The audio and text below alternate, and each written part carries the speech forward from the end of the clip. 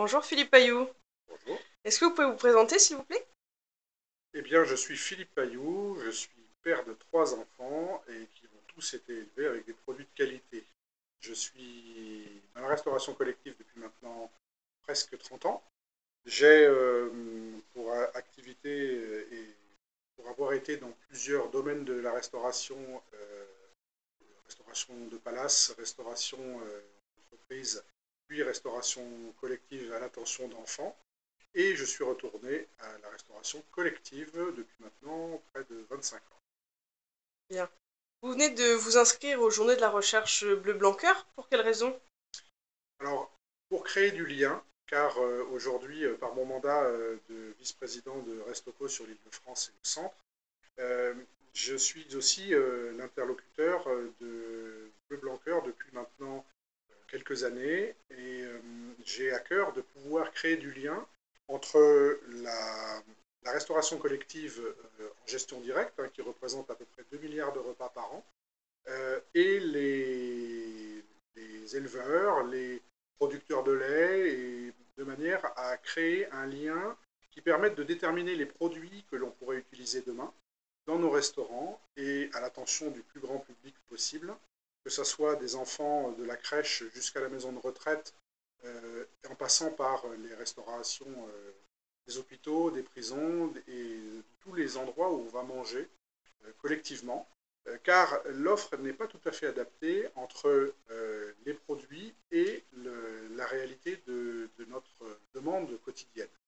Lorsqu'on fabrique 1000, 2000, 3000, 10 000 couverts par jour dans un restaurant, il est absolument nécessaire d'avoir des produits qui soient adaptés à notre demande, mais également créer ce lien aussi vis-à-vis de nos cuisiniers qui, eux, ne connaissent pas nécessairement tout ce lien qu'il y a à créer de la fourche à la fourchette et faire venir aussi des éleveurs dans nos restaurants de manière à comprendre les problématiques que l'on peut avoir au quotidien à réaliser des produits.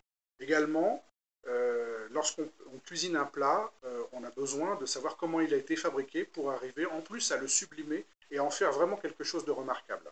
Il y a notamment chez nous, dans nos restaurants d'entreprise, aujourd'hui des meilleures consommations sur ces produits parce qu'ils sont mieux cuisinés qu'avant, parce qu'ils sont aussi mieux connus. Donc tout ce lien est à créer.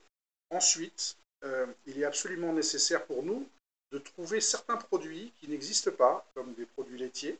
Par exemple, tous les produits dérivés, type yaourt, produits laitiers, et on pourrait réaliser beaucoup plus de choses que nous ne le faisons aujourd'hui parce que les produits n'existent pas. Et il faudrait arriver à les déployer dans nos restaurants. Je vous rappelle, 2 milliards de repas par an, 3 milliards dans la restauration collective dans son domaine principal, 2 milliards pour la restauration collective en gestion directe. Et si vous aviez à recommander à vos confrères de la restauration à participer à ces journées de recherche, que leur diriez-vous? Aujourd'hui, la restauration collective est une restauration collective qui va vers la restauration collective responsable. On a arrêté d'acheter à l'autre bout du monde, on va de plus en plus vers une restauration dite de territoire.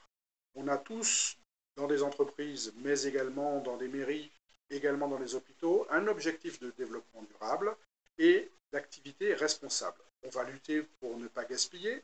Faire partir des choses dans la poubelle, c'est inacceptable pour un cuisinier, mais également, la difficulté, c'est d'arriver à pouvoir trouver des produits qui soient suffisamment importants dans l'assiette, bien cuisinés et qui aujourd'hui nous permettent de connaître les acteurs locaux.